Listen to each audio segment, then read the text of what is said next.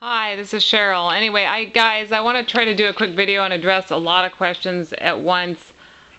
While I don't mind helping people, I find it necessary, and these questions are all fairly normal. I had them when I first got bees, and I think I tended to look in a lot of Deb Elder's information on bees, and Amber had a lot of tips on at least how to feed bees and stuff like that. She doesn't use Bee Buddy and stuff like that, but she does. The feeding tips that she used still apply to apiaries, and so I recommend that people that are having issues go ahead and post that stuff in groups. I have using the tiny apiary, the bee venom miracle for Lyme disease. There's apitherapy to treat Lyme disease and co-infections. That's Deb's group, and there's pioneers. I think it's healing Lyme with bee venom. Anyway, use those groups to ask questions because it spreads out the issues. But if you're specifically dealing with my apiary or the one Barry makes, I actually do want you to join using the tiny apiary because it makes it a lot easier. I don't often tell people this, but I am working my tail off in one class in school, and it's causing a lot of body pain for me. So unfortunately, I can't chat as much as I'd like to. It just hurts my hands too much. So anyway, I'm going to talk quickly. If you put the tiny apiary outside and you're in any area, there's always a risk of ants. So if you're going to put the tiny apiary or Bee Buddy or Bee Condo, and ours is the tiny apiary. A lot of people call them all Bee Buddies. They're not. If you put it outside, you will need to use something that creates a moat. Now, I don't have anything right here, right now, that I can really show you that with. I might be able to look really quickly, but basically you need something that is like a planter, that you put a plant in. It's got a little lip around the edge that water can fill into, and you're going to want to turn that upside down and fill it with oil. And just vegetable oil is fine. Don't use anything else. And that way, when you put your apiary on the top of that, ants can't crawl up oil. So there you are. I mean, that's basically, it's an upside down planter with plenty of lip there to, put in a good, I don't know, it's usually at least a half an inch of oil. And so I wish I had one, but I don't actually let my bees fly outside, and I don't think I ever will go back to that. It's not very likely. I prefer the system I have. I actually think they do better. Anyway, so that's the answer in terms of that. If you moat it with water, the problem with moating with water, and I have done it, is that bees are attracted to water and often they drown in it. The lip holds just a small amount of oil on a planter, and you can get a fairly small planter, and you do need to make sure that the oil stays in there. Water evaporates too fast, so it doesn't work as well for that. Okay. As far as letting bees outside, people always want to know, when will the bees come back? When it gets dark and cooler out, the bees will come back. Now, having said that, bees do what bees will do. They can forage for 2 to 3, even more miles than that. And so if you let your bees out, even if it is warm, they may not necessarily come back right away. It could be overnight. And so you got to make sure the temperature's not dropping. For me, if it was going to drop even below 60 or 65, I wouldn't leave them out. 65 is probably okay if you're in a pretty warm region. But anything lower than that, I start getting a little tense with it. So if it's summertime and it's going down to 60, you're probably okay. But there's no guarantee that bees will always come back, and some of them will fall victim to predation. And so I was talking today about how these little ants can be a problem, and yes, they can scare off bees. Bees will just leave. And bigger ants, which some people are not familiar with, are all over the place. Like carpenter ants will go in and actually kill them. So I mean, it's very important to moat. This thing is very small. I just get an indoor thing. It's worth it. You barely even know it's there. And you can protect a lot more against ants. I have a table, right now this isn't on there, but I have a table with metal legs, and I actually just use, see these caps?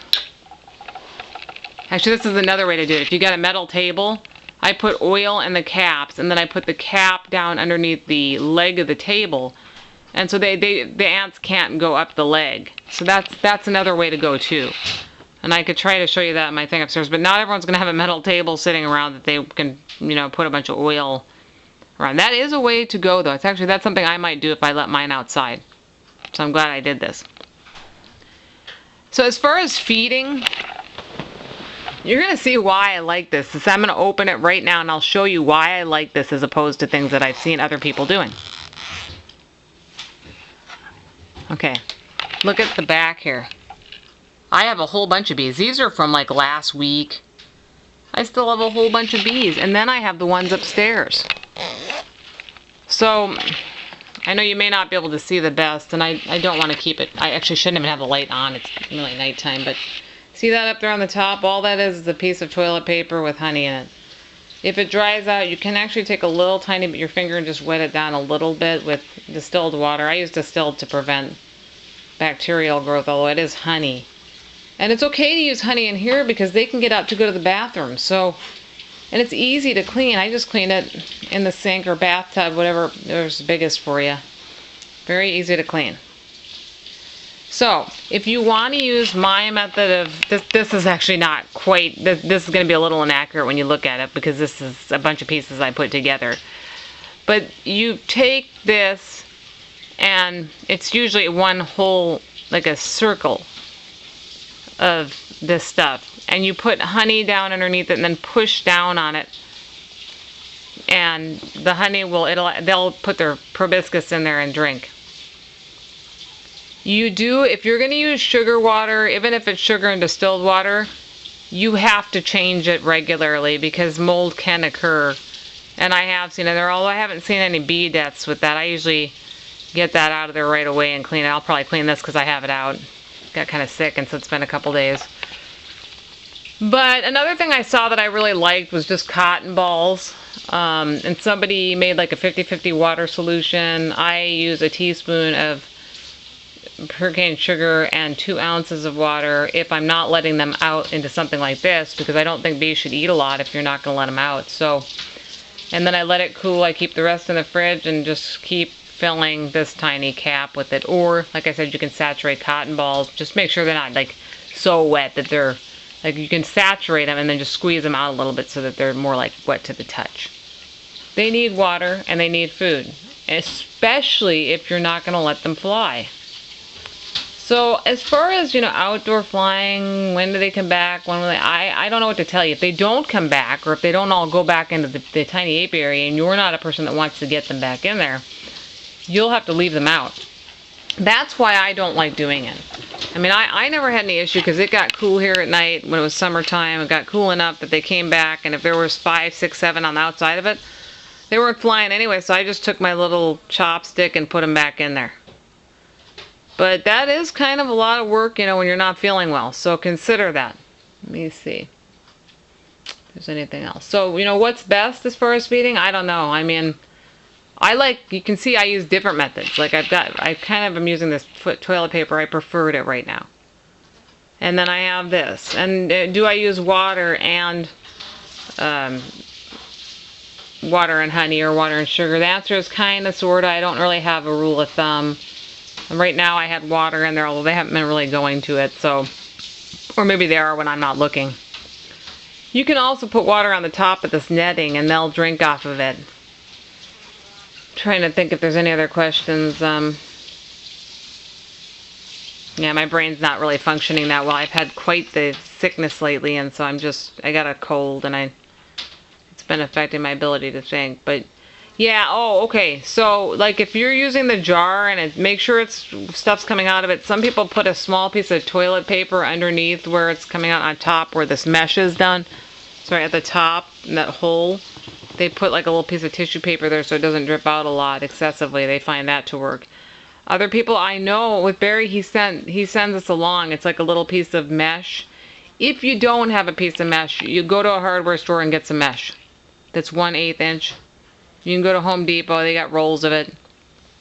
Or you can certainly write to Etsy and Barry will probably send you out a piece for a few bucks. Okay, I mean, it's really cheap stuff. It's mainly just shipping, and it might not even be a few bucks. I say that, and it's probably not. I don't really know. I've never priced shipping a piece of thing. I always have them include that just because it's something that can come in handy. Anyway, you put that into a lid. This is actually kind of small to use, but if you cut it to size and put it in there and use a lid that's a little bit deeper, and that way it catches the honey before it drips and it doesn't kill the bees. And personally, I don't think I'll ever return to jar feeding. I just don't like it. I mean, I prefer to be more hands-on and know what's going on with my bees. And all jars, including the ones that came with the Bee Buddy, to me just either dripped too much or didn't drip enough, and I got tired of it. I mean, I remember one night my son was watching it and he said, you're going to have to turn this up. You have to take this off the Bee Buddy, because that's when I was using the Bee Buddy, because it's just dripping and dripping and dripping, and they are drowning in it. And they weren't dead because they were grooming each other. But what I ended up noticing was, and this is when I kind of stopped using jars as heavily as I had been relying upon them, is that it had all actually dripped even over the edge of my cap and got all over the Bee Buddy. I was actually lucky. I didn't have any deaths. Most people have deaths when they... See, I lucked out. I don't know why. Maybe there's a reason for it, but I can't remember. So with feeding, play around. TP, honey in the center of it. You don't need to do anything except for maybe wet it down a little bit if it dries out. I've noticed they eat off of it for a long time. You can see I've got crates in here. There's a reason for that. You can actually put water right on top of those crates. I wouldn't get too much on the sugar that comes with them, but they like those. They'll even sit in them. It sometimes helps them. I got a TP roll in the back there with V's cut in the top and bottom, one V on each side. So like if you're looking at the top part of the roll, if you just had a straight imaginary line across it, cut a V on each side of the top and each side of the bottom. And, you know, just play around with it. It's a learning curve. You can see why I like it, though. They can go around, go to the bathroom. And do I ever have deaths? Yes, I do. You're not going to see a situation where bees aren't going to die. Bees don't live that long. And during the winter, they're not as hardy as they are in the summertime. Although in the summer, they live like, I think it's like 6 weeks or something like that. The winter, they actually live longer in regular hives, but not in this type of scenario. And so I'm getting probably about 3 weeks or more out of my bees. I mean, they're just not around because I sting with them, but I'm telling you, I probably get about 3 weeks to a month. So if you're having trouble and you're doing the stuff religiously that I'm recommending, then we need to think about other options. But I'm telling you, most people, I think there's something wrong when they actually have a lot of bee deaths and they're not thinking about it. I've said this before, if you're anyone that got a wood thing and you just want to, like you can see on all my bees in the back, they're clustered on this tiny piece of honeycomb. Anyone want a piece of honeycomb? It's about $3 or so to mail a piece of honeycomb, and it comes with hardware that you can put right in the back of your apiary. It's an easy adjustment, and it comes out, and it doesn't leave a hole that goes all the way through. So it's really kind of nice I like this type of setup because, you know, it just makes it a lot easier. And could ants come in here to this situation in my house? Yes, they could, but I have not seen it yet. Actually, I have 2 of these. I have one upstairs that's a lot larger. So I understand not wanting to have something like this in your house, but seriously, with therapy like this, you want to make sure that your bees are alive. Ask anyone who ends up with a dead batch of bees at their house or dead a day later. It's annoying.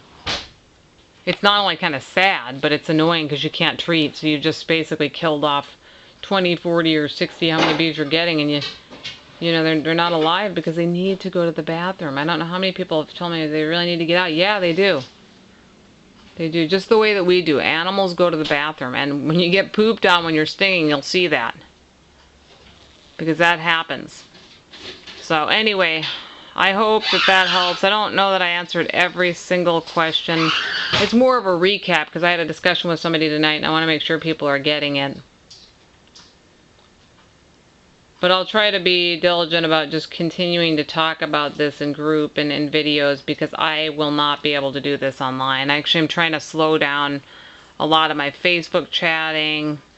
It's just too much for me. And I agree with Deb Elder, who stated that if we don't learn how to do this stuff on our own and learn how to find information, that's why I have my channel, my YouTube channel, and I'm sorry, I can't even remember the name of the YouTube channel, but I posted it in Pioneers, I posted it in Bee Venom Miracle for Lyme Disease, I believe I posted it in Deb's group. If we don't learn how to take care of our bees by ourselves, get them, sting by ourselves, then we will be in trouble if we somehow get disconnected. I'm not saying this is going to happen, but just if we lose anybody in this community because, whatever happens, they're sick or this or that, we will not be able to have daily conversations with, everyone. So I think it's very important to use these groups. Look at the pin post, which is at the top of each group for the protocol. Start there. I mean, if you've never stung, you probably don't want to buy anything. And that includes this. I mean, if you're afraid that you're going to have an anaphylactic reaction, which is very rare, sting once first. See if you can get somebody to sting you, do a test sting, and then buy. The protocol in Facebook books, for the most part, I'm going to speak with Deb Elder's group, my group, and Amber's groups only. The protocol is right there in the pin post and is a safe one that we've all used. So look in that pin post. It's right at the top. When you join the group, if you go to the top and you just have to click see more. And that should get you through the first couple of months. Then if you decide that you want more information, you want it all in writing and print, then I would recommend buying. Because a lot of people need this. They think they don't, but they do need it because they, have trouble reading the screen or remembering. So then I would recommend getting Pioneers, the book Amber put out earlier this year. And I don't want to misquote the name of the book. I actually have it handy here. Hold on a second.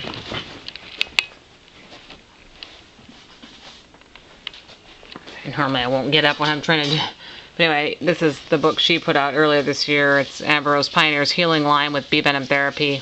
Actually, I wrote the foreword. My story's in this book. So, I mean, it's definitely worth purchasing something especially if you're having trouble remembering things, or if you want a little bit more, detailed information about kind of body types and stuff. I think she goes into a lot of detail about some Chinese medicine and just different things in here. I haven't had a chance to actually read the whole thing myself, but there's research in there. It's all in one place. So I'm not saying not to buy things. Definitely, books are good, resources are good, but right off the bat, get your bees.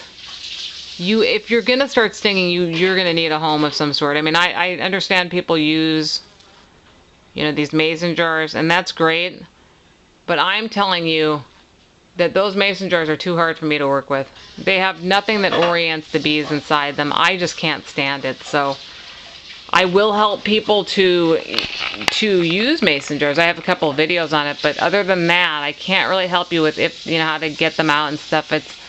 I had my own method. I usually use a chopstick when I'm removing bees. What I do is I put honey on that chopstick, and then I just put that chopstick in there, and the bee will go right to it because it's got honey on it.